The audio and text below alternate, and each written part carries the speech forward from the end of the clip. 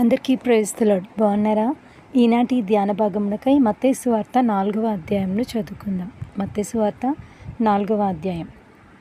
అప్పుడు యేసు అపవాది చేత శోధింపబడుటకు ఆత్మ వలన అరణ్యమునకు కొనిపోబడెను. 40 దినములు 40 రాత్రులు ఉపవాసముండిన పిమ్మట ఆయన ఆకలిగొనగా ఆ శోధకుడు ఆయన యొద్దకు వచ్చి, నీవు దేవుని కుమారుడవైతే ఈ రాళ్ళు రొట్టెలగునట్లు ఆజ్ఞాపించుమనెను. అందుకు ఆయన, మనుష్యుడు రొట్టె వలన మాత్రము కాదు గాని దేవుని నోట నుండి వచ్చు ప్రతి మాట వలనను జీవించును అని వ్రాయబడి ఉన్నదనెను. అంతటా అపవాది పరిశుద్ధ పట్టణమునకు ఆయనను తీసుకొని పోయి దేవాలయ శిఖరమున ఆయనను నిలువబెట్టి, నీవు దేవుని కుమారుడవైతే క్రిందికి దుముకుము, ఆయన నిన్ను గూర్చి తన దూతలకు ఆజ్ఞాపించును, నీ పాదం ఎప్పుడైనను రాతికి తగులకుండా వారు నిన్ను చేతులతో ఎత్తుకొందురు అని వ్రాయబడి ఉన్నదని ఆయనతో చెప్పెను. అందుకు యేసు, ప్రభువైన నీ దేవుని నీవు శోధింపవలదని మరి ఒక చోట వ్రాయబడి ఉన్నది అని వానితో చెప్పెను.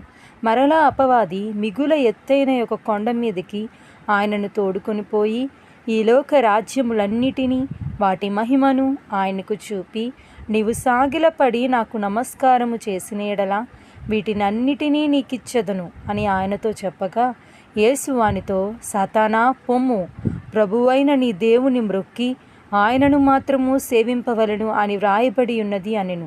అంతటా అపవాది ఆయనను విడిచిపోగా, ఇదిగో దేవదూతలు వచ్చి ఆయనకు పరిచర్య చేసిరి.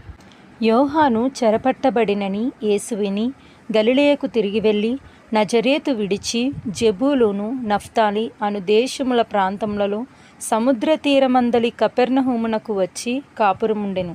జెబూలూను దేశమును నఫ్తాలి దేశమును యోర్దానుకు ఆవరణున్న సముద్ర తీరమున అన్యజనులు నివసించు గలిలయయు చీకటిలో కూర్చుండి ఉన్న ప్రజలను గొప్ప వెలుగు చూచిరి. మరణ ప్రదేశములోను మరణ ఛాయలోను కూర్చుండి ఉన్న వారికి వెలుగు ఉదయించెను అని ప్రవక్త అయిన యెషయా ద్వారా పలుకబడినది నెరవేరునట్లు ఇలాగూ జరిగెను. అప్పటి నుండి యేసు, పరలోక రాజ్యం సమీపించి ఉన్నది గనుక మారు మనస్సు పొందుడి అని చెప్పుచూ ప్రకటింప మొదలుపెట్టెను. యేసు గలిలయ సముద్ర తీరంన నడుచుచుండగా పేతురు అనబడిన సీమోను అతని సహోదరుడైన అంద్రెయ అను 2 సహోదరులు సముద్రంలో వలవేయుట చూచెను. వారు జాలరులు. ఆయన, నా వెంబడి రండి, నేను మిమ్మును మనుష్యులను పట్టు జాలరునుగా చేతునని వారితో చెప్పెను. వెంటనే వారు తమ వలలు విడిచిపెట్టి ఆయనను వెంబడించిరి.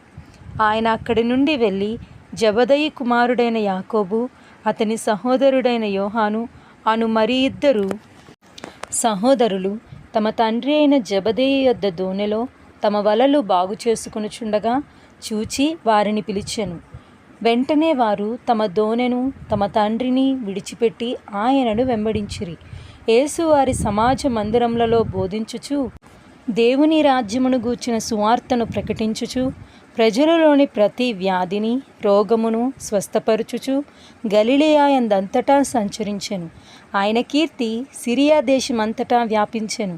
నానా విధములైన రోగముల చేతను వేదనల చేతను పీడింపబడిన వ్యాధిగ్రస్తులనందరినీ, దెయ్యము పట్టిన వారిని, చాంద్ర రోగులను, పక్షవాయువు గలవారిని వారు ఆయన యొద్దకు తీసుకుని రాగా ఆయన వారిని స్వస్థపరిచెను. గలిలియా, దెకపొలి, యెరూషలేము, యూదయ అను ప్రదేశముల నుండి యోర్దానునకు అవతల నుండి బహుజన సమూహములు ఆయనను వెంబడించెను. దేవుడు తన పరిశుద్ధ వాక్యం మన ఆత్మల మేలు నిమిత్తమై దీవించునుగాక. Amen. Praise the lord. God bless you all.